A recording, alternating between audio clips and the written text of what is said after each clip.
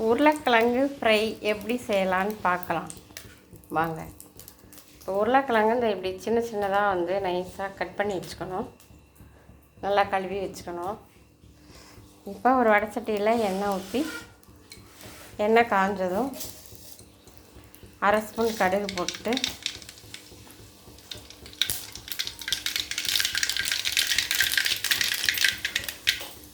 கடுகு பொரிஞ்சதும் கருவேப்பிலை 2 போட்டு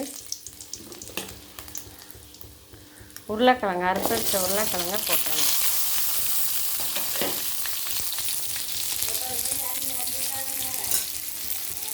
போட்டு நல்லா ஃப்ரை பண்ணணும். நல்லா எண்ணெயிலே இப்படி ஃப்ரை பண்ணணும். நல்லா அப்படியே வணக்கிட்டே இருந்துட்டு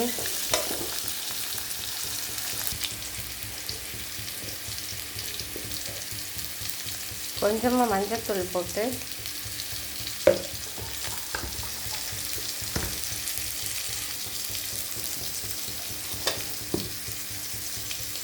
அரை ஸ்பூன் உப்பு போட்டுக்கலாம்.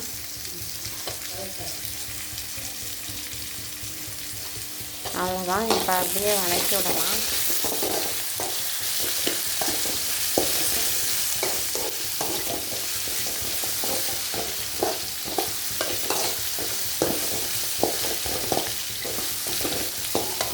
வணக்கி விட்டுட்டு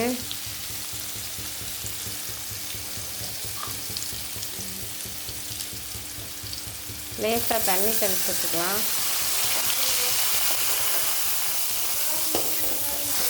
தண்ணி கொஞ்சமாக தெளித்து விட்டு இப்போ கொஞ்ச நேரம் மூடி வச்சிடலாம்.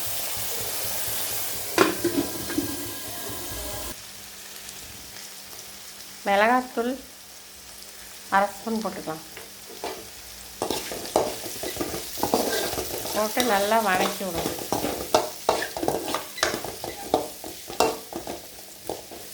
எண்ணெயிலே நல்லா வணங்கணும். இப்போ மூடி வச்சிடலாம். உருளைக்கிழங்கு ரெடி ஆயிடுச்சு. நல்லா முறுமுறுன்னு ஆயிடுச்சு. உருளைக்கிழங்கு ஃப்ரை ரெடி. இது காமிச்சோம்.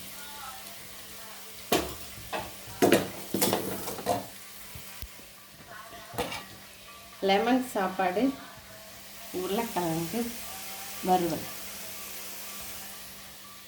ரெடி. வாங்க சாப்பிடலாம்.